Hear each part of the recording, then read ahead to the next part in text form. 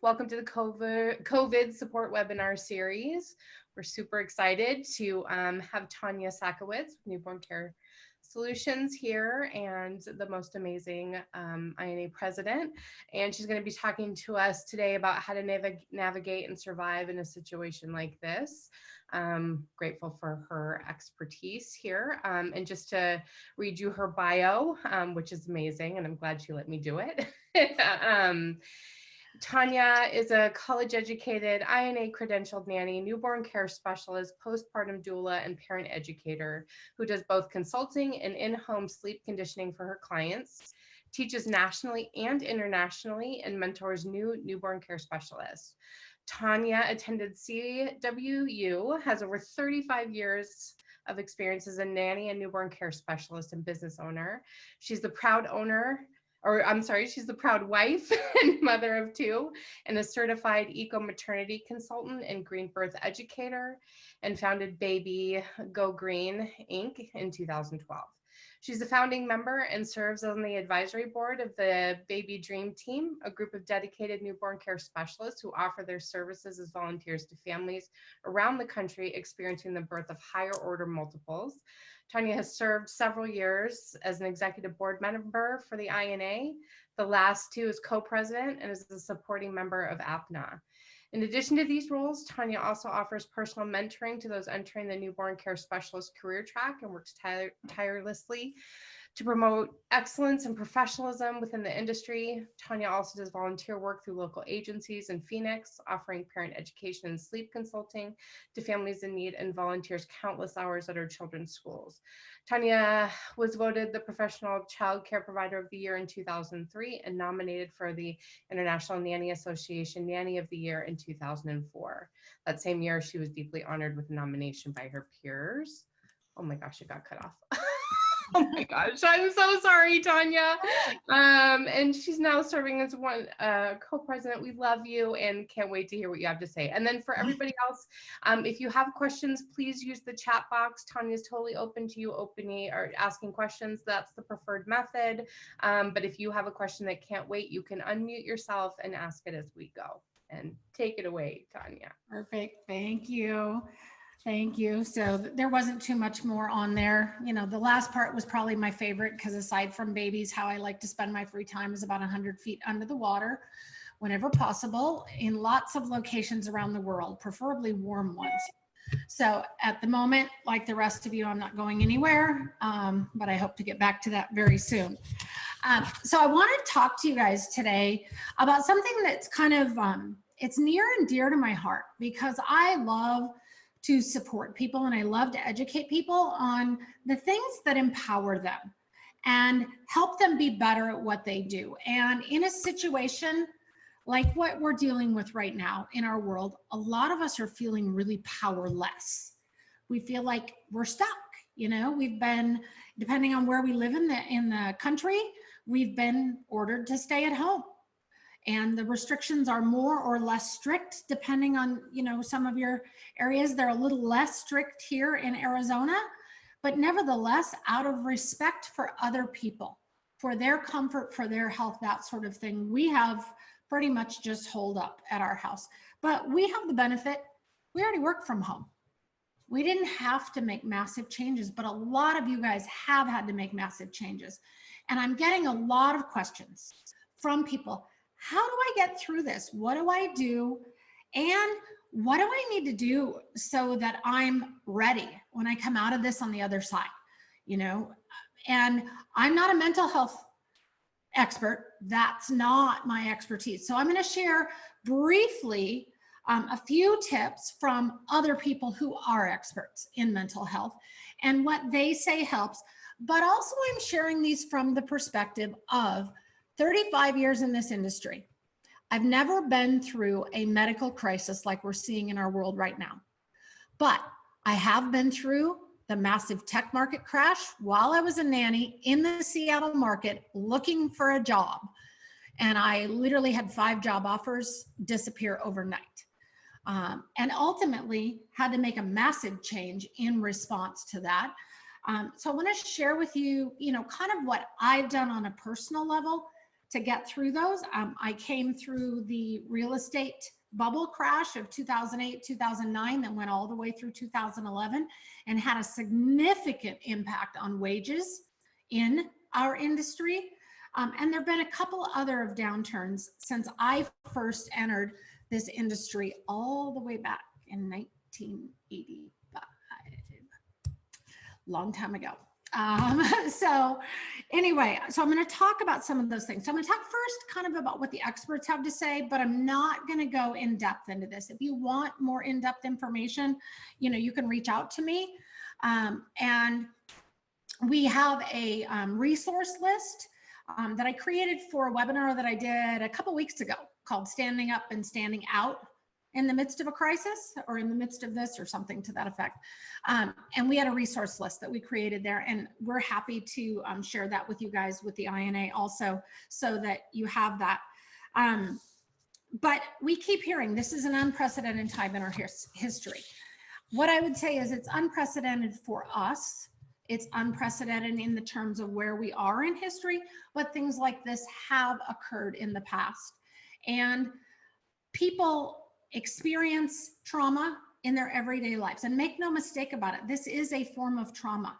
And there is trauma that we will experience. There is loss and grieving that we will experience. And some of us will handle it differently than others.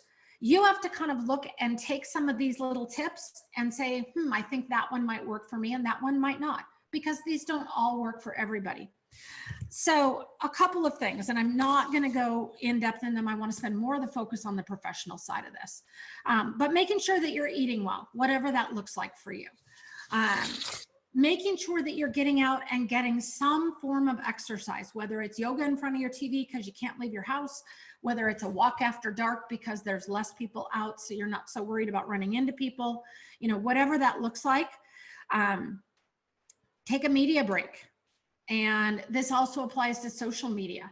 I will tell you, for me personally, this is where I have to protect myself. This is where I have to be really careful, because I find that if I watch too much news, if I watch too much of what's going on, regardless of where it comes from, or if I am reading too much online, I find that I tend to start getting down, and I start feeling like I'm not so sure this is going to be okay.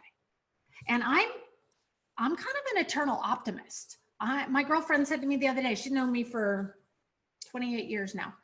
And she said, that's what I like about you. You always find the bright side of things. You always find a way to find something positive. I have to be intentional about that. Yes, it's my nature, but I literally have had to snooze or unfollow a lot of my friends on social media right now, and a lot of the outlets that I've gotten information from in the past. So it's not even just friends, it's a lot of different outlets and organizations, etc., because the focus of everything that they're putting out is negative. And if that's what I feed into my brain, that's what I start becoming. Now, that might not be an issue for you, but maybe exercise is huge for you. And maybe if you don't get out and exercise every single day, you can't stay up and on. So you've got to look at where those things are at. I have thyroid disease. Exercise doesn't do anything for me except make me tired. And so I don't do that. Nicola popped up and said, very smart. I did the same thing with social media. Yeah, a lot of people have had to do that. And it's not, I don't unfriend people because I love and respect people. And I know that everybody has difference of opinion and they're entitled to those. And everybody has different ways of dealing with things, but it's okay to snooze and to unfollow them or just mute them, as she said. Yep, absolutely. So think about that in terms of what you're putting into your head, whether it's TV media, whether it's social media, or whether it's even just discussions. I got on a Zoom call the other night. My girlfriends all know that I have a business Zoom account. So like, yay, we can talk for hours. Get out the wine, right? Except then, yeah, I see all the heads like, yeah, I know I'm really bad. We have one of those like wine dispensers. But anyway, the conversation started to get really negative. And it was like, I love you guys, but I'm going to check out. I can't keep doing this because it gets me down. And I don't want to run away from emotions, but there's a big difference between facing real emotions and being overwhelmed with everybody else's emotions. And so I have had to really kind of look at that and draw my own boundaries. And for each of you, that will be a little bit different. And we have included, I will include in the links, there are links to even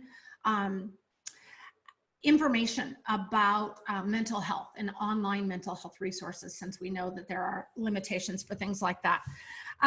Also, don't let something that can have a long-term negative consequence become your go-to crutch at the moment. That wine dispenser could get really dangerous if that were something I started engaging in every day, and if that were where I turned every time I was frustrated. So it's a once in a while thing, but we do need to pay attention and be aware of that. And there's a big difference between I've had a really bad day. Is it 5 o'clock somewhere yet? Because and it's 5 o'clock every minute of every day, right? So if that's something you're struggling with, reach out for help, ask for help, reach out to people that you trust and get that help, because in a difficult situation, that can become a problem for some people.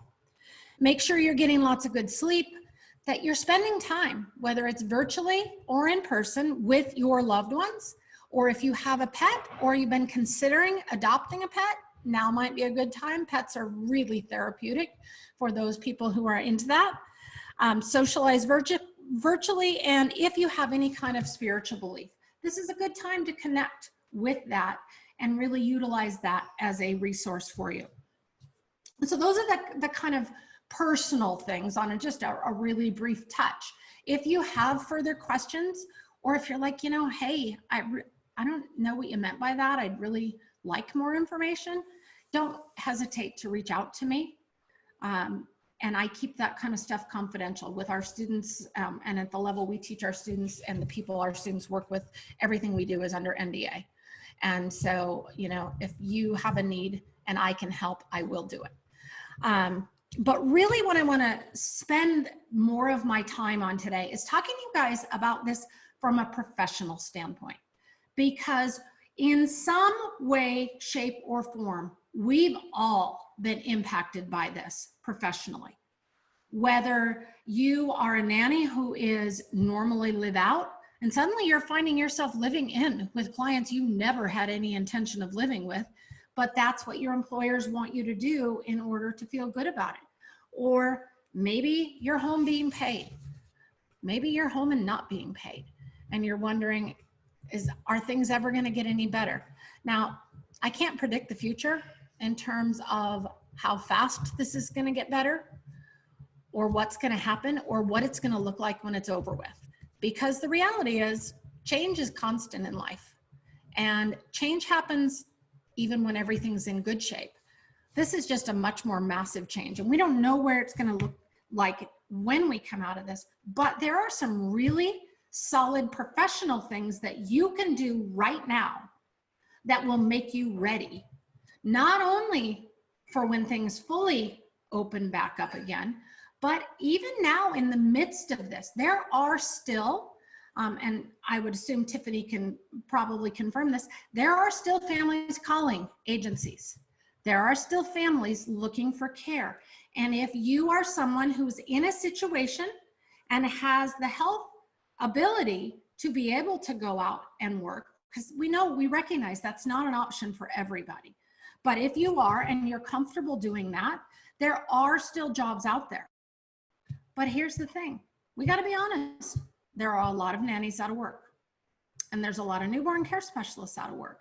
And what that means, and I'm looking at the names that are up on my screen, is okay, Lindsay, Arlene, Nicola, and Pauline, I see your names on that screen, right? Chances are pretty good that at least one of you probably isn't working right now. And these are all names that I recognize. So these are people that are busy in our industry. These are people that are probably pretty solid, pretty quality caregivers.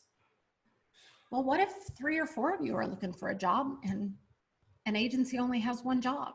Well, the agency and the family have a lot to pick from. And it's important that you are putting your very best foot forward, that you're really standing out amongst the crowd, and that when an agency has a job, they go, wait a minute, I remember that Lindsay just sent me an update because she took a newborn care specialist class and this family is expecting newborn twins. I got to call her. Or I remember that Arlene just sent me a thing that she finished nanny training and got her cash certification from Stella, and she's a certified nanny.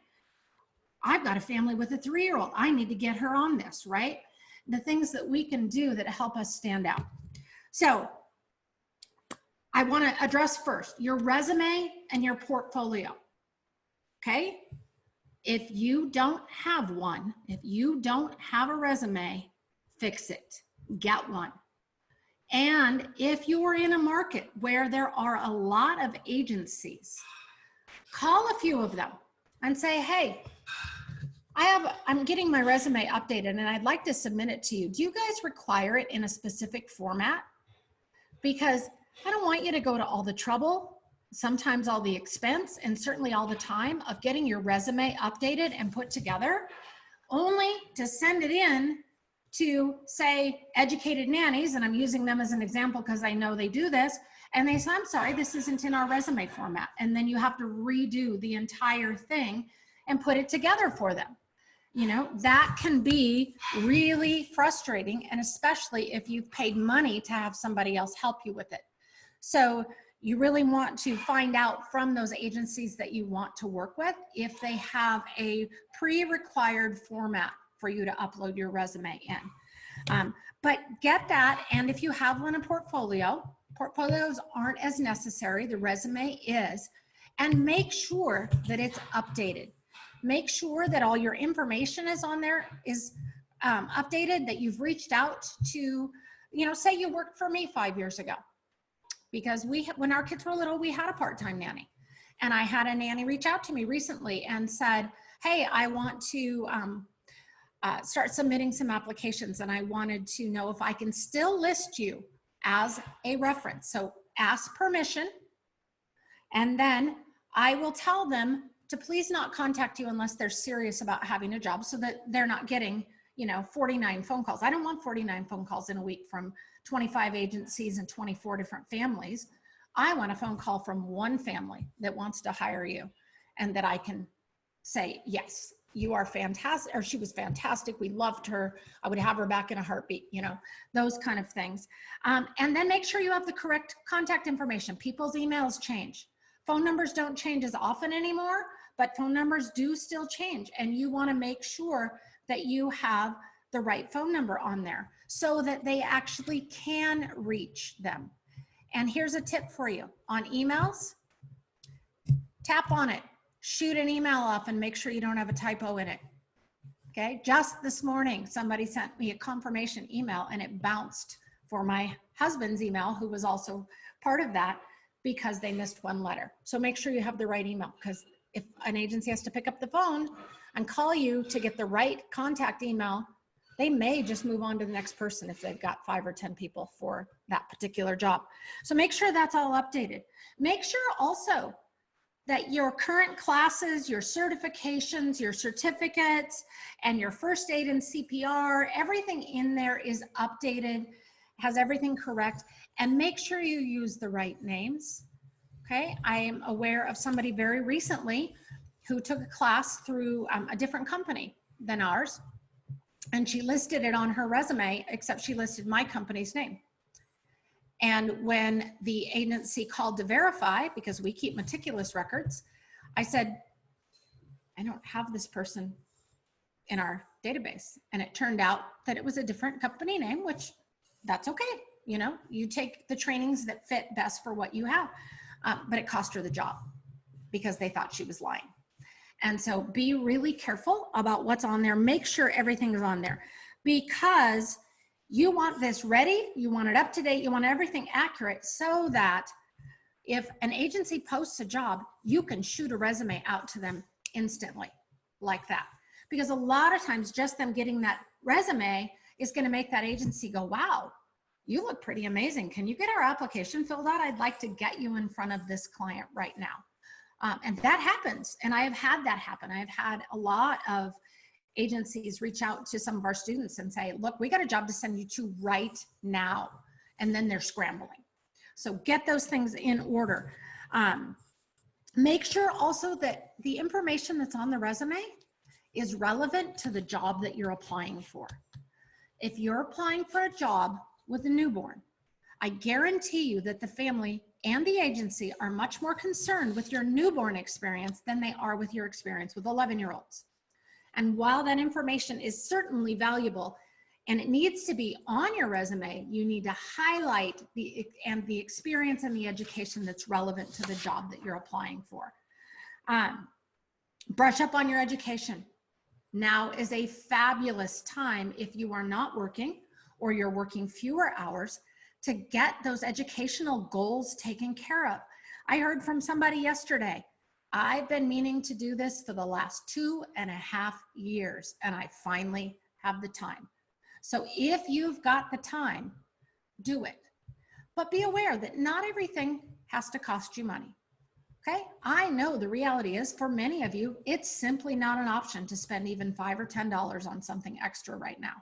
For those of you that are, never forget, there's nothing so valuable in your life that's worth investing in as yourself. You are the most valuable asset you have. And any money or time or effort or trade, because I'm a big fan of bartering with people for things, anything that you can do to invest in yourself is an absolutely worthwhile investment. You are the best investment you will ever make. But there are lots of resources out there right now, and more are expanding. Universities are offering free classes online, many of them childcare related. The American Academy of Pediatrics has free classes online. They have one all about becoming an expert in understanding SIDS and SUIDs. So there's ways of getting things that don't have to cost you anything but time. So look at those things, get out there and get your education up to date. And I will tell you that if you are a nanny who maybe stays with families for 5 to 7 years, one of the best things you can possibly do is get yourself some kind of education related to newborns. Because there's a dichotomy out there, and I bet you Tiffany will probably laugh when I say this, but we get the families that say, I want a nanny that will stay with my family for a long, long time. And I want a nanny who has loads of experience with newborns. And they don't realize that these two things don't go hand in hand. One of the best things you can do to overcome that objection is to get yourself some updated information on working with newborns. So look at everything and think about, where do I want to be? Where do I want to go? And what things can help me get there? What are those resources? Ask in the nanny groups. Hey, where'd you guys take that class? What'd you learn? Where have you guys been finding things? I have seen tons and tons of free resources from really great universities. And I just had an application come across my desk yesterday, and she had like 7 classes from Harvard, and all of them were free classes. So there's a lot, and they were all baby related. So there's lots of opportunities out there that don't have to cost you money. And if there are legitimate certifications or credentials available, take them, okay? I'm the co-president of the INA. I helped with the revision of the nanny credentialing exam to make it more international, and I helped behind the scenes with the NCS credentialing exam. Get those things on your resume. I was one of the very first INA credentialed nannies, back when there was no study guide. If I can do it, you guys can do it. Okay, so get those things. They're inexpensive. They're not that hard to do. There's clear instructions. Those are great ways to get resources that show that you are participating in ongoing education, that you're serious about what you're doing, and they make you stand out to the agencies and to the families amongst what is going to be, unfortunately, a larger pool of caregivers than you have seen in the last few years. And practice your interview skills. Practice your video interview skills, because that's how most videos are being, or interviews are being done right now. And I'm going to give you some very specific tips. And I will tell you, I had somebody reach out to me just this week, and she said, wow, I took all the tips that you gave me in that webinar I did the other night, and then I had an interview with the family, and they commented on how professional I was and how great it was, and they loved it. And it really made her stand out amongst other people, right? So I'm going to walk you through those same tips today in order to help you out, because I do video education all the time. It's what we do.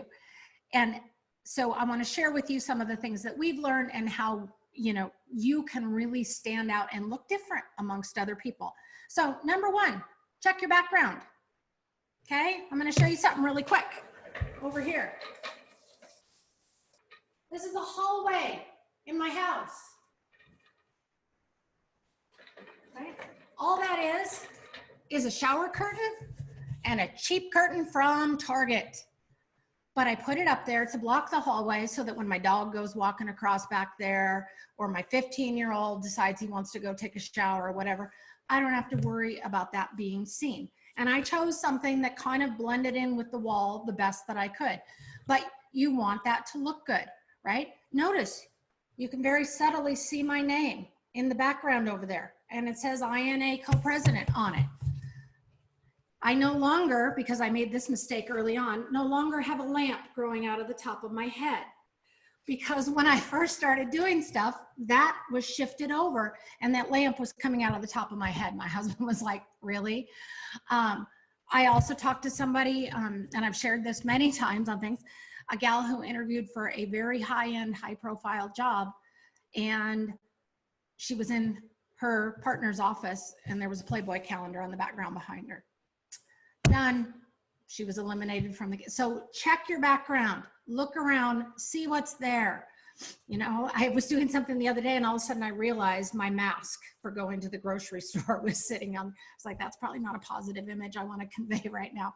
So I took it off. But think about what's there, so that you are presenting an image that looks at least a little more polished than you might otherwise. Make sure extra sounds in the house are shut off. If your cell phone is sitting next to you, make sure that you turn the ringer off. Make sure that if the dryer is on in the background, you turn the buzzer off. Okay, the dryer on by itself is not a problem. White noise doesn't pick up on a lot of microphones. So I run a fan in the background all the time whenever I'm online. You can't really hear it, but there's a fan on in the background right now, so that it mutes a little bit of the noise. So if the dog walks through, the chain around his neck doesn't dingle and make noise and it doesn't get picked up. The doorbell, things like that. If you have children and you're interviewing with children, make sure the fan is on in the bathroom. So if they go in to use the bathroom and flush the toilet, there isn't suddenly a flush in the background of your discussion. And you know what? If there is, then laugh about it. Have a little bit of humor and show that you can adapt to what's going on. And related to that adaptation, don't stress if you stumble over a word. We all stumble over words. That's humanity. And if you can't be human, you probably don't want to work with those people anyway, right? So that's fabulous. Arlene just put up a link to the American Academy of Pediatrics free courses for childcare. Thank you, Arlene. That's fabulous. Make sure you do your hair and makeup, but do a test run first. The first time I ever did a video, I don't know, those of you who saw Saturday for INNTD for the Southern California, so I taught, I was the lead-off instructor for that. Their theme was 80s, and I went through junior high and high school and college in the 80s. So I had out the neon, I had splatter paint pants, my hair was like up here, like this. I had so much blue eyeshadow on, you would not be believed. It was ridiculous. My children laughed their heads off and thought it was awesome, right? But here's the thing, when you're interviewing with a family, you probably don't want to look like that. And so you want to do a test run of what your hair and your makeup look like, because things are much brighter on camera and look different on camera than they are in real life. And the first couple times I did video stuff, I had way too much makeup on. So I had these big bright pink streaks, and what looked like a pale pink lipstick in the background looked shockingly pink. Even this lipstick I have on right now today is actually a totally neutral color, but it's brighter on screen. So you want to know what you're going to look like. Or a couple times I've done my hair and I think it looks really cute, and then I sit down and I've got like a hair that's going and sticking straight up, you know, so you want to check those things out beforehand on camera. Here's a great way to do it. Get online with a couple of your friends and take a look at how does it look with my camera on screen, and get people who will tell you the truth, you know, or will say you've got a lamp growing out of your head, you know, fix that. Check your clothing as well. If not only do colors look weird online sometimes, but patterns look really weird online. And something that may look fabulous in person, once you get it on a screen, particularly smaller patterns that repeat tend to blur and kind of mix together, and then they look really weird on camera. And if something like that's going on, guess what the person on the other end is focusing on? They're focusing on, why does that keep moving? Or for the people, and I know you've seen it, the people who use the artificial background on Zoom, if you don't have a green screen, don't do that. Because if you do that, you know what happens every time you move? Your head gets cut off. And your head, and that's all they look at, is the fact that your head's getting cut off. And oh my gosh, there went half her face, what's happening? So there's a way to do that, but you need to do it right. And so check your clothing, check your makeup. I would tell you, opt for conservative. Okay, when I'm getting on screen, my shirts always have a high neckline, because I don't want to be interviewing with a family who might be very conservative or have particular religious beliefs about something, lean over forward and have a bunch of cleavage. And I tend to lean over when I talk on it. So think about all of these things, and what is the image that I am projecting on this screen? What does it look like to the person on the other end? Get your lighting right. Okay, you guys can't see it. You can see that lamp in the background. There's a light on over my head. There's a light right here. There's a light up there. See, that light just went out. I had to re-hit it. And it went out again. They act up sometimes. That one does. There it is. So there's a bunch of different light that I have on in this room. Otherwise, it can look really dark, or it can look shadowed, or you can have light from other areas. Here's a little tip for you. You want light from above. You know why? Not only do you look better and you look younger, I mean, you guys cannot see all of my 50-something wrinkles in this light. But aside from that, the mental picture that it puts through to the person on the other end of the screen, even though they do not realize that it's completely unconscious, is that you're angelic. Notice in pictures, angels are always lit from above. And you want lighting from above also. It generates a feeling of trust over the video that doesn't always exist otherwise. So you want that. You want your lighting right. So borrow, beg, we used to say in the old days, beg, borrow, or steal. But don't. I literally, at one point, before I could get the lights that I needed, I now have what's called a ring light, because I'm on video every single day.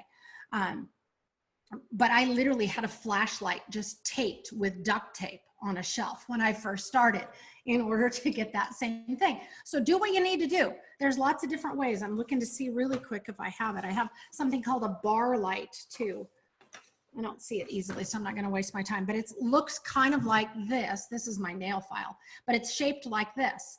And then it has a little handle, and I then taped that and could move it around. So there's lots of different options that don't have to cost you hardly anything, or nothing. I mean, your cell phone camera will work if you have to, the light on it. So look at that. Same thing for your computer or your phone angle. Nobody wants to look up your nose, okay? So you don't want it down here. You actually want it slightly above. So I'm sitting here at my desk. My camera is approximately 2 inches above my eye level. So my eye level's coming out. My camera sits about 2 inches above that. And most of the time when I'm teaching, I'm looking at that camera. I used to have to put a little sticky note up on it that said, look here, because I was constantly looking at the screen and looking at the person in front of me.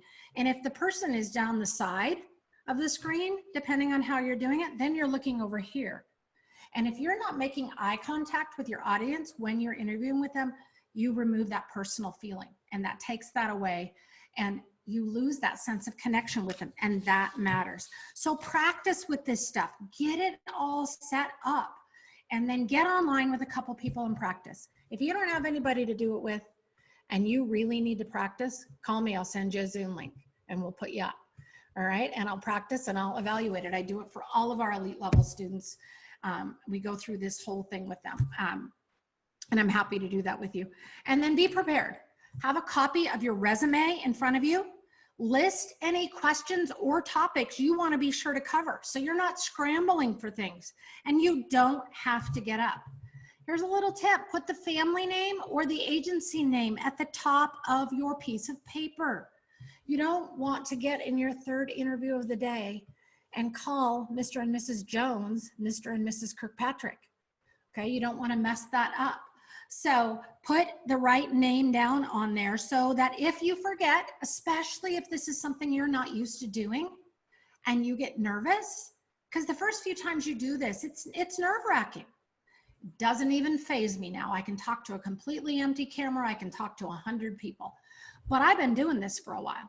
You guys haven't, and you might be nervous about that. That's totally normal, but set yourself up for success. Set yourself up to have everything that possibly can go right.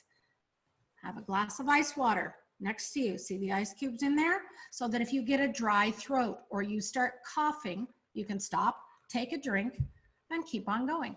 Nobody minds that, but if you're having a huge coughing fit into the microphone, you know, they're gonna be like, oh, and it turns them off.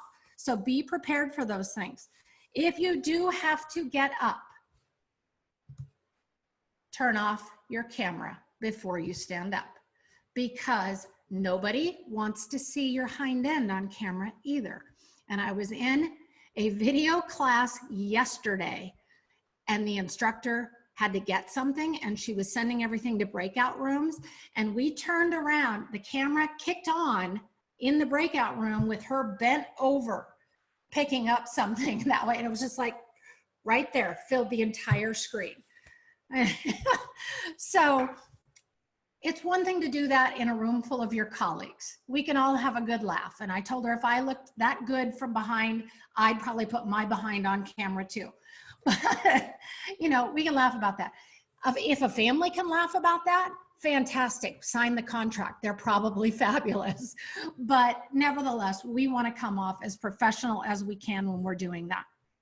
And related to that, get your applications in.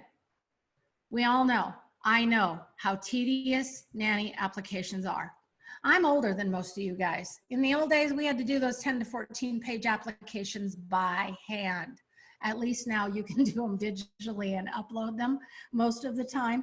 But get those applications in, because if Adventure Nannies picks up the phone and calls you and says, hey, I heard you're fabulous, I got somebody to send you to, we don't have your application on file.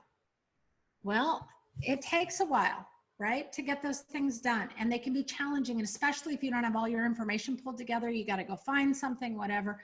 Now's the time to get those applications in, because that way, when Tiffany has a job up in Seattle and she needs to fill it right now, if you're already cleared and done, guess what? Guess who she calls first? She calls you. And you want to be done. I saw the finger in there, right? Exactly. She's calling you.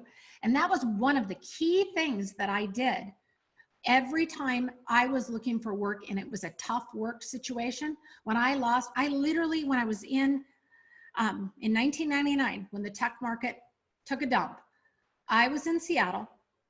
I had just given notice at my job that at the time, the Seattle market was really good back then. And it was full household management. I was making $1,300 a week.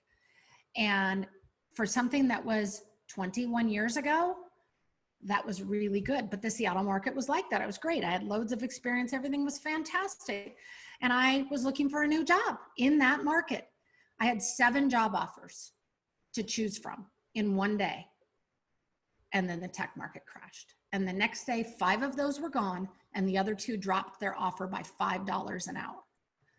And yet, in the midst of all that, I kept filling out applications because I turned down both of those jobs. Started filling out applications everywhere that I hadn't yet done that, because at that point I had worked pretty much with only one agency because I didn't have to work with anybody else. Right now, agencies are having as hard a time as the nannies are.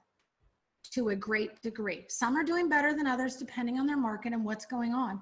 But that doesn't change the fact that at the end of the day, they still want to do a fabulous job representing you. They want to provide the best possible service to the clients, and they want to help you get the best job possible, because everybody thinks there has to be this kind of agencies versus the nannies thing. They don't. We're in this together. And they really want you to do well, and they want you to be happy because they want you to come back. Because as an agency, because I used to own an agency a long, long time ago, there's nothing better than what I call a recycled nanny. I've placed you once before, everything's good. The only thing I got to do is update your current reference and verify your CPR and first aid's current. You're good to go. You know, run a new criminal background check because it's been 3 years.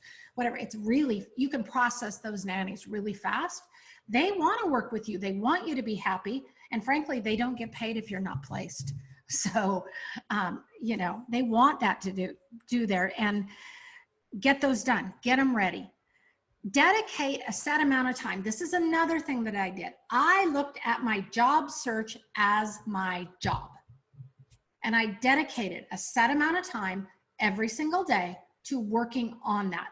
Whether that issue is just, I need to make sure my resume is up to date, whether it's, wow, I haven't reached out to this family in like 5 years and I really need to, you know, touch base with them and let them know they're going to get a couple phone calls, or whether it was filling out applications or searching through agency websites to see what jobs they had available that I might be interested in, that might have even been outside my scope of norm. Because, you know what, I got a lot of organizational skills. That's how I started doing some household management stuff, and I got pretty good at it. And, you know, maybe it's something you're interested in and you'd be good at too. And so look at things that are even outside the norm. Reach out to past employers, other nannies, anybody that you know that might hear of job leads and can pass you on to another agency about a job. Or maybe, you know, I interview for a job and I, you know, just don't feel it's quite right for me, but maybe it's perfect for Nicola and I can send it on to her. You know, so people know about things, those referrals, and particularly if you want to get into the high net worth world where there's still a lot of work right now. If you want to get into that kind of thing, reaching out to people that you know is key, because a lot of those jobs come by referral only, and you want to know about that. Create a professional online or social media presence. For those of you who have not heard me harp on this, I'll give you the very short version. No matter what you think about it, no matter how right or wrong it is, the reality is you are judged by your online presence, no matter what you think. And if you think the agencies aren't looking, I got news for you. And if you think the families aren't looking, I got news for you.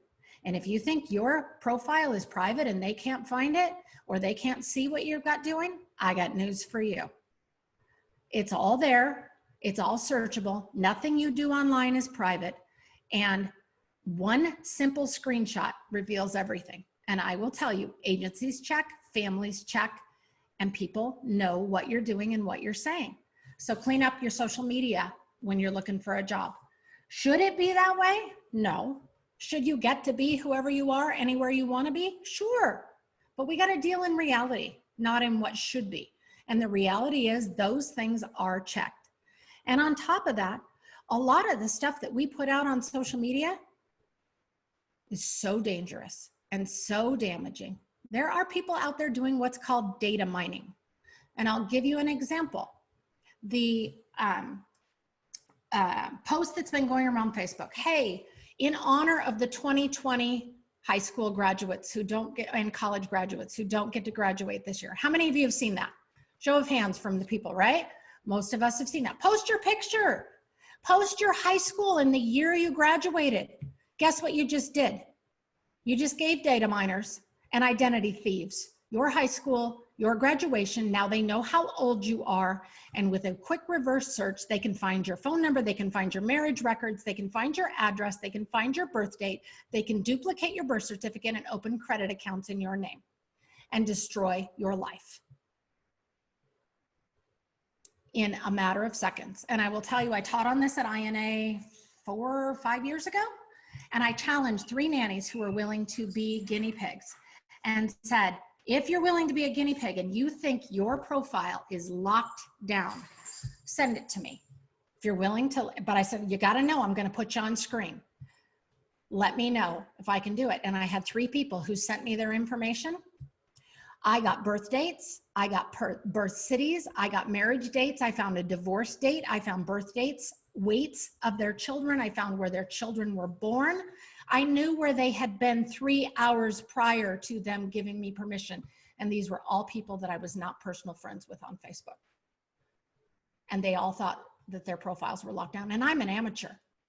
Now, I do happen to have a past client, and I'm not under NDA. I'm allowed to tell you this. He's the president and owner of LifeLock.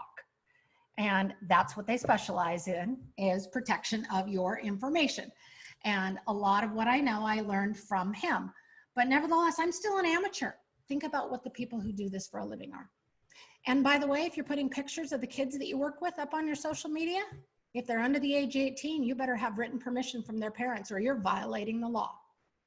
And you need to be aware of that. I don't care how much verbal permission you have. If you're putting the pictures of the kids up and they're under the age of 18 and you do not have written legal permission to do so, it's a violation of Facebook regulations and it's a violation of the law. So you need to be really careful about what's on your social media. There's my little soapbox moment for you. But it makes me crazy because sure, I would love it if everything was about, yeah, we should get to be whoever we want and have the freedom we want and be whatever we want. But that doesn't change the fact that it is one of those things that families and agencies are looking at.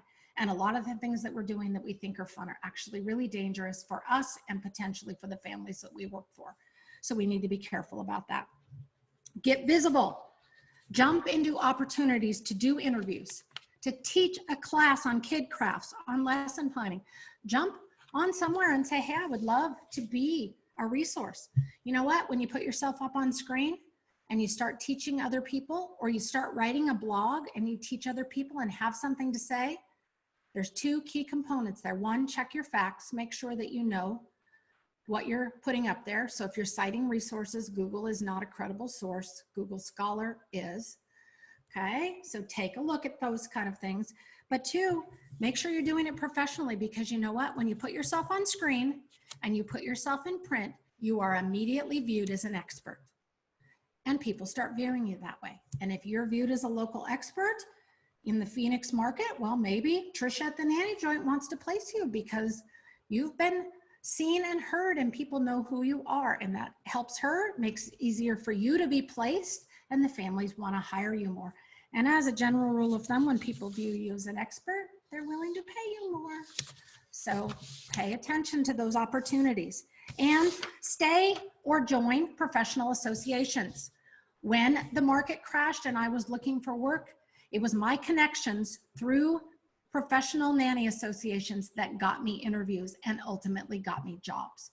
And those personal connections that we make through professional associations are worth the small price of the membership, and they can continue to provide ongoing resources for you that allow you to move forward with your education. Opportunities to participate in educational webinars that help. You can put those kind of things on there and they can be great. And if you are able and the circumstances are safe, doing temporary or even volunteer work to maintain and grow your skills strengthens your resume. Now, we all know right now, those opportunities are very, very limited. But I know one gal who has started an online support group for teenage moms. It was something she was passionate about, and she wanted to do that. And she created an online support group for teenage moms. Looks fabulous on her resume, right? But not only that, here's the thing that's the best about it. It's feeding her soul and it's feeding her heart. Because when we serve and help and teach other people, we reap the rewards of it. I don't do this just because it's a job. I do it because I love doing it. I love supporting other people. I love empowering people through the education that I can provide. And I love seeing their lives changed because of it. And you can do the very same thing for the people that you are passionate about and that you love and support, and it boosts your resume really well. The reality is I've been through some really major changes in our industry over the last 35 years. And in each of these, when I took the time to really focus on maintaining and growing my education and my experience, my resume, and my connections, I managed to come out on top every single time. And the minute there was an opportunity, I had agencies calling me, wanting me to interview, and I was one of the first people that was rehired when the job market started looking much better. And I was usually hired at a higher rate than I left behind when things changed. So this is, if you look at it, this is an amazing opportunity for you to really enhance who you are, enhance your skills, and enhance your professionalism. And even though a lot of this stinks right now, it's an amazing opportunity to come out the other side of this even better than you were when we went into it. So I am really excited to have gotten to talk to you guys today. I would love to answer any questions that might come up. I'm going to look through the chat really quick and see, or if you have questions or want to share resources, absolutely. We always learn well from other people. So feel free to share them. Let's see if we have. I was surprised to be contacted by a potential family on Saturday. They're moving to my town in June. Intrigued by my background in education because they want to be ready in case the schools go in and out of remote learning in the fall. Amen, from a parent who has 2 kids remote learning at home right now. Holy cow. Right before I got on here, I had to text them and say, get off the internet. I need the bandwidth right now. And I got, but I'm doing schoolwork, right? Anything nannies can do to increase their backgrounds in education right now would be really wise. That is such a fabulous tip, Lindsay. I love that you shared that. Families seem to be impressed with nannies who have knowledge of Montessori instructional approaches. Yeah, Montessori and also Rye, Waldorf, Pickler, all of those are big with families right now. So that is fabulous. Thank you for sharing that, Lindsay. And then Arlene shared that link to the American Academy of Pediatrics. And then Lindsay shares again, I got 2 photography lights off Groupon for $30 that my daughter's using when she teaches her online classes. Makes a huge difference for that bright diffuse light on your face. Yep, it sure does. Makes a huge difference. I'll show you guys what a difference it makes. Pardon me, turn that off. Now look, that's just one of the lights that I use. I have multiple lights, but I have to be on this thing all the time, almost every single day. But yeah, they make a huge difference. So what questions do you guys have that I can answer? Or does Tiffany as an agency have anything to share? Oh boy. Yeah, I mean, I think that agencies are scared too. I think that's the one thing to know is that we have questions that we're trying to figure out how to answer. We are trying to find ways to support our families and our nannies. And I think the one thing that I've seen that's really standing out amongst our candidates right now are those that have offered support to their families virtually during the stay-at-home orders. So, and I think that's really going to be a valuable thing to talk about in the interviewing process after all of this is over, is ways that you found to support your families from afar, because they're struggling. You know, the other thing that we're thinking is that this really is going to change the landscape of our industry in the future. You know, I think the candidate pool, I mean, we're already seeing this now. The candidate pool has exploded, right? With so many people out of work. So families are going to have a lot more choices in candidates. But the truth is, just like Tonya said, you have to stand out. Great nannies are always going to get jobs. They're always going to get jobs, but it's all about how you present yourself. And the thing about a slow or a populated market is that you're just going to have to put that much more effort to get to stand out. But the jobs are there. It's not going to change families needing childcare. And education, I think, is going to be a huge focus. There's talk in Seattle that the school year may not resume as normal next year, with still distance learning possibly happening a couple days a week. So I think finding a way, you know, connecting with families that are doing remote learning in your school districts to kind of figure out what that looks like, and supporting your families who are also trying to do their jobs during this time, hugely helpful, hugely helpful. But everything, Tonya, that you're talking about is so true. Take care of yourself, try not to stress. The jobs will be there when all of this is over. Just make yourself shine, and a big part of that is taking care of yourself during this process. Right. And I would tell you, I can't do everything for everybody, but I also recognize that this is a really challenging time. And if there's something you need help with, reach out to me. I am happy to help wherever I can. I'm not going to charge you for it. Yeah. Do we offer consulting services? Sure, I do. But right now, that's not my interest. That's not what I'm after. I would much rather help and support people who have not been through this, because I've been through it three times in 35 years. There've been massive downturns. And so I would love to be able to help if I can. If I can't, I'll be honest with you. Or if I have to tell you, look, I can't help you until next week, then I'll help you then. But here's what I would ask. Reach out to me via my email, which is Tonya@newborncaresolutions.com. Please do not PM me on Facebook, okay? I get probably 500 PMs a week. I don't have time to respond to them, and I don't. But if it's in my inbox, even if I can't get to you right away, I check that cute little thing that turns my star bright yellow. And then on top of it, because my email must know who it's dealing with, I get a thing 3 days later that says, here's a nudge. You haven't responded to this email yet. So even if I miss it or I forget, it reminds me and it tells me.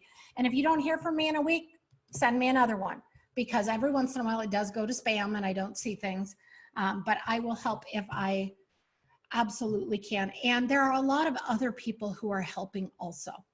There are agencies that offer coaching. There are other nannies who are amazing who offer coaching and resume services, things like that. I'm actually thinking about maybe putting together a webinar on just doing, hey, let's practice interviewing. And where we get like 6 people on, and each person, I interview them as a family and ask them questions and then share feedback with them. But anyway, so there's lots of options. Let me look here. What else do we have in the chat?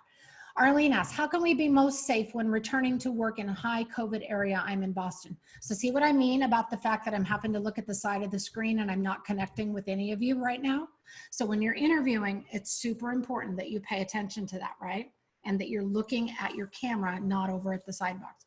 So that's a really loaded question, Arlene, because a lot of that depends on how you are getting around. So what your transportation options are. A lot of that depends on your personal health circumstances and whether or not you're immune compromised, that sort of thing, how much exposure you have to a lot of other people, what families you would want to interview with. Maybe you're willing to work for somebody who's considered essential because they're in the financial sector, but you're not willing to consider working for somebody that's essential in the medical sector. So you have to look at a lot of those kind of things. I would say look at the CDC and the World Health Organization websites for their health recommendations in how to protect yourself to the best way you possibly can, and take care of yourself if you're choosing to return to work. It's hard when you're in those high density, high COVID rate areas. It's really challenging. Out here in Arizona, we live in a big freaking desert. We're all spread out all over and our rates are really low here. So, it's not as challenging. We don't have as much restriction, but the high density areas, especially if you're using public transportation, those are hard. And my heart just breaks for people who are dealing with that. Yeah, Tonya, can I just put one follow-up question out there? So absolutely. I guess I'm wondering about, we know how long the stomach bug lives in, poopy diapers. We know how long it lives in vomit. Do you know somewhere where we can go for that type of information? I will need to go back to work in a month or so. I'm voluntarily not working. Right. And I guess so that's what I mean. Right. Is there information like that for those of us who work with the really young people? Right. So here's the thing. Yeah. There's information that comes out, and then what happens is 2 days later, they change the information. And then 2 days later, they go, oh, wait, we were right the first time. And then 2 days after that, they go back, oh, no, we weren't right, but we were sort of right. And so here's nobody knows, because here's how we get credible scientific evidence, is long-term study with a large pool of people with controls in place. There's nothing long-term about this. We do have large groups of people, but there are no controls in place. And so there's no way to employ the scientific method. All we have is scientific speculation. And the scientists out there, I firmly believe they're doing the very best they can to come up with the best information that they possibly can. But the reality is we just don't know. The World Health Organization and the CDC seem to have the most credible information, but then we turn around and the American College of Obstetrics and Gynecology or the American Breastfeeding Association, whatever, come out with different information. And so we really don't know. Right now, one of the only things that we know is there seems to be a consensus that that the maximum kind of incubation period seems to be 14 days. But they also know there's a lot of people out there that are completely asymptomatic and may be spreading this, and we don't know at all. So the reality is, I don't have a good answer for you because I'm not a scientist, but I think even the scientists out there are only doing the best they can to guess. They're speculating because they cannot apply the scientific method to this in order to draw concrete conclusions. So I've been ordering, so Lisa has a suggestion. I've been ordering groceries from Instacart for my nanny family and sharing links for educational sites and things like Facebook Lives from zoos. Yeah, that's a great way to help out families. I also know, I talked to somebody yesterday who's preparing kid food and baby food for her nanny family and dropping it off once a week because she used to do it and the parents are both working from home, and it's that much easier for the parents to just pull something out, heat it up quick, or pull out, and they feel good that their baby in particular is still getting fresh vegetables and fresh fruit that were made by somebody, rather than having to go resort to processed foods because they just don't have the time as two working at home parents who are trying to manage that and 3 kids at home at the same time with 2 of them in school. And so that was one of the creative things she did for one of her families. That was kind of a takeoff of what Lisa had to say. Thank you for your help, and you're welcome. Absolutely. Since there's so many nannies out of work, I've heard that many families are getting nannies that have less experience for a lower price. Is there a way to stand up for ourselves to get the pay that we deserve? Part of that is, and I'm going to ask Tiffany to answer this also, so I'll answer from my perspective, but it's probably an agency perspective is probably really important here too. My perspective is always highlight what you are good at. You do no good to point out I'm better than somebody else but you can take all day long and show them what you're good at. And it's not bragging if it's true. So go ahead and brag on yourself a little bit. Highlight the things that you're really good at. You know what? I tell people all the time, I only have a few skills. Really? All I know is babies and how to empower other people. Those are really the only 2 things I'm any good at. But you know what? I'm really good at it. And I love doing it. And I'm passionate about it. And 35 years later, I'm still passionate about it. I'm clearly doing the right thing. I'm clearly in the right place. And you know what? Go ahead and tell people that's what I'm really good at. Whatever that is. If it's, you know what? I can talk to a 3-year-old like nobody's business. Now, if you can talk to a 15-year-old and a 12-year-old, I would really like to talk to you in Phoenix, because I have 2 of those and I have no idea what to do with them at all. So, you know, but go ahead and point out what you're really good at. Share what your skills are and your assets are. Don't disparage anybody else, but show them why you are worth more than someone else. Show them what you're worth and what you're asking for. But I'm going to tell you, I'm not going to lie to you either, that in the 3 major downturns that I have seen, generally wages do drop to some degree. And so then you have to make a choice. Am I willing to work for less? Sometimes you need to. Am I willing to wait it out So I was willing to wait it out when the tech market crashed in Seattle. I had 6 months worth of income in the bank. I was in a position I could wait it out and I could file for unemployment. And so I decided I wanted to wait it out. 4.5 months later, when nothing had changed and I had applied for job after job after job and agency after agency, you know what I ended up doing? Looking outside my area. And for the first time since I was a brand new nanny, I took a live-in job in Phoenix, Arizona. That was 20 years ago. 6 months into that gig with newborn triplets, I met this guy.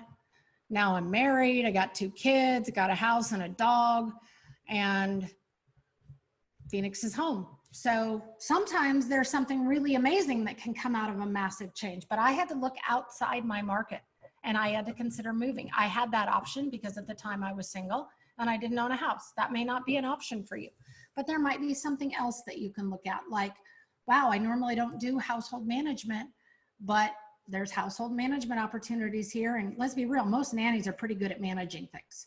So even if you take something that you might not have otherwise, Lindsay says, my specialty, I've taught middle school and high school for 20 years. I got a mouthy 12-year-old daughter and a 15-and-a-half-year-old son. You can have them both. Give me all the babies. I can handle 6 babies, no problem. But 2 teenagers or a preteen and a teenager, I don't know what I'm doing. Some families in LA are really lowballing nannies and expect the world from this person. As an agency owner, I'm educating the families on the type of nannies they'll attract. Absolutely. And that's why I'm going to ask Tiffany to speak to this in just a second.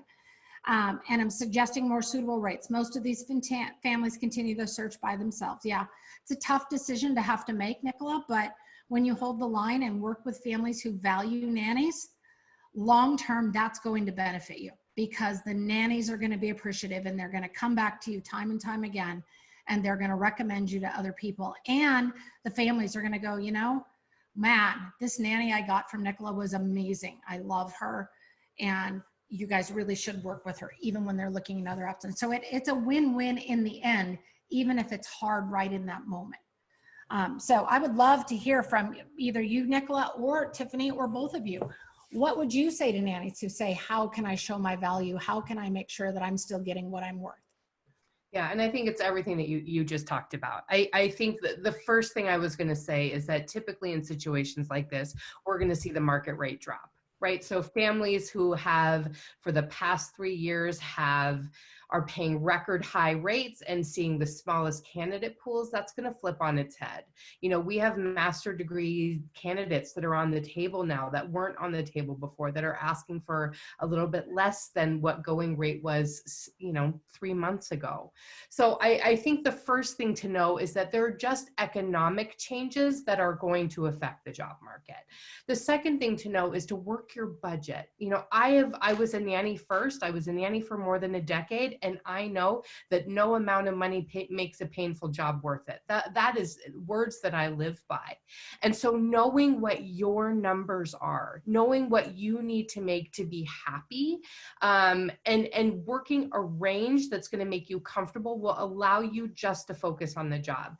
When I read that question, you don't need to convince anybody of why you need to be paid more than anybody else. You need to take Tonya's advice, highlight your skill set, talk to families how you're adapting to the new world that's post-COVID in terms of how you can anticipate helping them in the future, because every family you're working for, if they've got newborns or toddlers, their worlds are changing. Your job will change when you go back, and so will all new jobs. So I would really spend this time to have some introspection, to be intentional about your job search, know what it is that you want, and understand too that the landscape's changing. You know, one of the ways that we're seeing the jobs change is we're going to have way more parents working from home. That's typically not the case for us in Seattle. Most of the families that we work with have families that work outside of the home. Every placement job we're seeing right now has parents that are working in the home for the foreseeable. So, you know, brushing up on your interview skills, knowing that being able to anticipate some of the challenges that might come up and being willing to have talking points to talk through those things, knowing your budget, knowing, preparing, being intentional in your search, how you are providing support to your families, just really knowing what you want and what you offer. And everything Tonya talked about, lock up your social media, clean up your presence, like really be able to practice in the mirror, articulating what it is that is your specialty. It doesn't have to be this 5-paragraph thing. It's, I'm really good at babies. This is what I bring to the table. So I would not focus on what anybody else is doing other than keeping your pulse. When you ask your agency what the going rate is right now, believe them. They're not trying to lie to you. The going rate for nannies in Seattle is 2 months ago was $25 to $30 an hour. We're seeing 20 to 25 and jobs being on the market for 2 weeks, right? I mean, start to finish. So it's just really, really important to lean on your agents. You can always call me. I don't care where you are in the country. I'm always happy to talk to. Like, most agencies are really trying to do good. And they'll be honest with you if you ask them to be. So that would be that's my big advice. Trust your heart. Don't focus too much on anybody else's dollar amount, just your budget, and go find the family that is going to be the right fit for you. Absolutely. Nicola, did you have anything you wanted to add to that? I would love your input too. Yeah, absolutely. I think everything that you said, and both of you have said, I agree with. There's just 2 things that I would add. Just be a little bit flexible. So if it's like not something that you would usually do, in a sense, just know that this is a temporary situation and this too shall pass. And what you're doing now doesn't mean that you've gone backwards, because in my life, like, sometimes you take 2 steps backwards and then you take 10 steps forwards. And then going with the rate, sometimes you may need to take a little lower rate right now, but if you show them how amazing you are with this lower rate, based on the fact that they knew that you ideally wanted a higher rate, within 2-3 months, a year from now, you will get that raise, like 100%. It's just a matter of what you do for the family while you're in the job. And that, like, you have to just remove all entitlement. We're in the service industry, so I think that this is the part where you can highlight, I'm here to serve you. But recently I had a family that wanted a live-in nanny for 4 children, 2 of them teenagers, 2 of them are younger, 2 and 3-year-olds, 4 hours childcare, 4 hours cleaning, cooking, everything for the family. And they wanted to pay $125 cash a day. And I was like, no way, no way. And I educated them, like, we have to do payroll. This is the rate. And it wasn't even a high rate that I was offering based on what they had, but I was just like, I can't. And I know that they're posting on Facebook, because the post that they sent out to me was like a very good, like, here's an article of what we want, and there's just radio silence. But for me, I'm just like, I'm not going to do that, because as a nanny myself and a person who's been in these situations, it's great to, when we have these placements, we earn the money, but 2 months down the road, if the nanny is not happy and we need to find a replacement, that's not good for business. So it's better just to go with the first, just take extreme precautions. And what I'm telling my clients is that it's okay to have your nanny wear a mask for the first 14 days of employment. It's okay to ask that. Like, if you are really nervous about it, it's fine to do that, just because it's showing that they really truly care about the overall well-being of the entire family, and it protects the nanny themselves. And I also explained to some nannies who are looking, like, try to see if you can find a place to test. There are places that are testing people without symptoms. It just takes a very long time to find this information. But if you can find a test, get test negative, and I know there's the asymptomatic people, and I know that there are people that, testing negative and then find it. But if you can find a test, a place where test, you get negative, you stay home, you can order your groceries from home. And then when you go apply for a job and you're like, look, for the past 14 days to two months, whatever it takes, this is what I've done. Here are all my receipts. I'm really, truly trying to limit my exposure because I need to work. Then that's going to help you kind of stand out on top of all the other educational aspects that you can do. So that's what I've been sharing with the nannies that we're working with. And I know it's a slow trickle. For a while, there was no placements, nothing. Everyone was so scared. Yeah. No one wanted to do it. And now everyone's like, oh, this is actually going to be, they're looking ahead, because a lot of schools in Los Angeles are not going to go back into session like they were. And fortunately for nannies and agencies, it's the top affluent people that will be able to keep their children home, and they will also be able to have that extra, you know, they have the finances to have the extra support inside the home. So they're going to rely on nannies more so than ever, and agencies, because they won't have the time to do this just with everything going. So I know it's just right now we're in like the thick of it, but I know come in 2 weeks time, 3 weeks time, we're just going to slowly start to see. And then anyone that's ever concerned about families traveling this summer, it's not going to happen. I envision the need for full-time nannies are going to be a lot higher than they've ever been before, especially through those summer months, just because we're here, we're home, we're staying put, we're not going anywhere. We still have a safer at home order in Los Angeles until May 15th. Our numbers slowly keep increasing, even though we're flattening the curve. But who knows what's going to necessarily happen in the next few weeks. So yeah. Mm-hmm.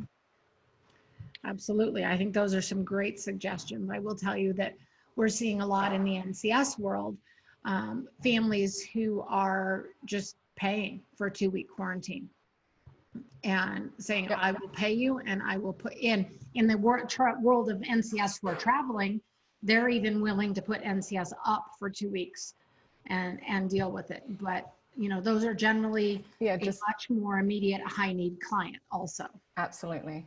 And it's all case by case too, because I have families that have space and they want a live-in person after 2 weeks of self-quarantining. I also have families that are like, okay, as long as they go between home and the house, we're fine with that. Let's just see. But as you said, social media is the biggest thing, because social media, every family wants to look at it to see, because it's a way for the family to connect with you as a person. So just making sure, because you can hide things as well. That's the thing about this. Like, you don't have to have everything highlighted all the same. And with the amount of options out there, the nannies that I've been interviewing recently are more so educated preschool teachers, anyone with a teaching background who are completely out, and now they're transitioning into something that's a little more consistent. So it's going to be a very competitive market. So anything you can do, and all the tips and advice here that's been shared are really important. And I'm willing to check over resumes. I'm willing to do the interviews if people want to. I generally help the nannies that we work with, even if we can't place them, just because it's important to, like, I'm in the service industry, like as with everyone here. Yeah, like it makes me feel good helping someone. So definitely please reach out. Perfect. Thank you. You're very welcome. And Arlene made a comment here, and I could not agree more. Parents and nannies need to mutually take care of each other. I wish that we could get the parents on board as much. You know, we're telling the nannies all day long, and most nannies are listening. Unfortunately, not every nanny listens, and unfortunately, not every family listens. And yeah, it makes it more challenging. In an ideal world, that would be fabulous. And I wish everybody, everywhere, did a better job of taking care of each other.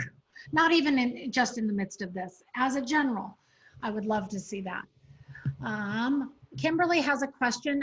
I would like to throw this one out to Tiffany and Nicola, maybe, rather than me. Any tips for a preliminary accepted offer, rate accepted pending contract before COVID happened for a summer placement, but things are moving slowly the last few weeks. Almost as if the family's waiting to see what happens with COVID. If it's not going to move forward, I want to move on, but I also don't want to overstep and put pressure in a time that's so crazy. First off, before I ask them to respond, Kimberly, that is so, I love that even in the midst of your own angst about this, you're thinking about and considering someone else. That says so much about you and who you are. So thank you for being that kind of person that is caring about other people. Agencies, what would you tell her? So the first thing that I would say is that you're not overstepping to have a conversation, right? This is a relationship that you are kicking off. You signed a contract and went through all of the interview process before something so unpredictable and happened where nobody really knows what's going to come. So my sincere advice is that you pick up the phone and you schedule a time to call and you walk it through and just enter the conversation in with an open mind and, with whatever you're willing to do, but definitely don't walk away until you have a conversation. I truly believe that every family and nanny relationship will live or die based on communication. We as a country, as a community, are navigating something so difficult, and the only way that we're all going to get through this is communication. So open the door, check in. How are you feeling? I know things have slowed down. This is such a scary time. I would love to connect and talk about our path forward. Are we going to move forward with this contract? Let's connect live and walk through it together, and just keep that dialogue open and let them know, listen, if you're not ready to make this commitment, that's okay. We can talk through all of that. At this point, it's just really, I felt a great connection with you guys. I want to kick off this relationship right, and let's start with open dialogue. That would be my most sincere advice. And then just to add that to that, because sometimes families come back and they say, we still don't know, but we like you and we don't want to lose you. So then keep actively looking. And if you find something else, that's okay. It's fine. But I found it's better to have 2 or 3 offers on the table, that you make the decision of which family you want to go for based on connection. And it's not always based on pay. Truly, as you said, it's not based on pay. You want to avoid that. It's on who am I going to be able to stand here long-term with and just connect with, and have these very open dialogue conversations and go into those tough conversations, because that's truly what ends up breaking a relationship with the parents, is just not being able to have these good, sometimes it's awkward and you don't want to say something and it hurts someone's feelings in a way, and you just have to navigate that. But check in with them, see what they say. If it's still kind of unknown, they're unsure, actively look for something else, and that's okay. You're not doing anything wrong because you've not signed a contract, you're not locked into anything, and you're just making sure that you're protecting yourself at this point, because who knows, they could be interviewing someone else even though they have this contract, they like you, they may have found someone else. So there's always multiple variables that you want to consider, but as long as no contract is signed, I would say just actively keep looking and just do your due diligence and be honest with it too. Mm-hmm. And you can always, if you are looking and say, you get another job offer and you really love that first family, you can always go back to them and say, look, I love you guys. I really felt a connection with you. And if I could pick, you are the family that I would pick. But I've been out of work for 6 weeks now, or 8 weeks, or whatever it is. And I'm really at a point where I have to make a decision, and I do have another family that's offered me a job. If you guys are at a point where you're ready to make a decision, I would love to have that conversation with you. But if you're not, I need you to understand that this is where I'm at. You can have those conversations. And the one thing I would add to that, Nicola nailed it. The communication is huge. But here's the thing. Things can be misunderstood if they're in writing or if they're via text. So she got it right from the get-go. Pick up the phone. You heard both her and Tiffany say, call them and have this conversation. And you know what? If it's awkward, let's just address the elephant in the room. This is really awkward to talk about, and it makes me feel kind of yucky, but I really want to start things off with us with great communication. And so even though it's hard, I'm going to. And for those who were in my session with the International Nanny Training Day on Sunday, the mantra of that, yes, it's hard and you can do hard things. You can do this and you are worth it. So let's see if we have any other questions. Thank you for the eyes. We've been talking, but you're right. It's been via email, and although positive, I don't feel fully calmed. Yeah, absolutely. You do need to schedule a phone call, because you will hear in their voice what you cannot hear in an email. And many times, even if they're trying to hide it, maybe they've decided they're not so sure about this. You'll be able to hear that hesitation, or you'll be able to hear that affirmation most of the time in their voices. Very few people are that good of actors that they can hide the emotion behind what they're doing. So, any final questions or any final tips from either one of our agencies who contributed fabulously to this? You know, the only other thing that popped up, excuse me, that popped up for me is that, you know, when a family is negotiating a contract during this time, they're also doing it with the mindset of paid medical leave in the back of their minds. So I will say too, there are new laws that are being enacted that, and protections for employees, which is amazing. It should be, but it's also a consideration when families are hiring, because while we are negotiating this time where we don't know how long the virus lives, we don't know what the second or third or fourth wave is going to look like. You know, I think families are also in the back of their mind going, okay, are we going to bring on a new person? And then in a month, we're going to have to pay them for 2 months while we have more shelter in place or we're quarantined. So families are nervous. They're nervous. And I feel like, you know, part of my, I'm a big believer in communication anyway. But to even just talk and acknowledge their feelings in this is going to go a long way. I think when I was a nanny and when I was working as a nanny, and now I'm a mom who has a nanny. So I come from it from multiple sides. Like, I never knew as a nanny how terrifying it is for parents to navigate this process, no matter how professional, how wealthy, how well connected they are, this is a whole different beast. It's scary, it's terrifying, it's nerve-wracking, and they're trying to figure it all out. So I think if you're coming at it from that perspective, which you are because you're at the top of your game, that's what you do, it's all about communication. So anyway, I would just say there's also financial and unsure financial concerns at the back of parents' minds now too. Mm-hmm. Absolutely. So, well, everybody, thank you for joining us today. I really love when I get to talk to nannies and hopefully provide a little bit of advice that helps and makes a difference. And everybody, please be well. Yeah, thank you, Tonya. That was amazing.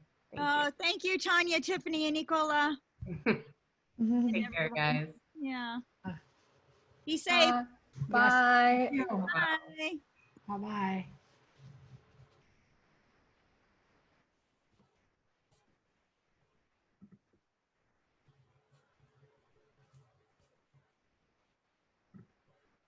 I don't know if I'm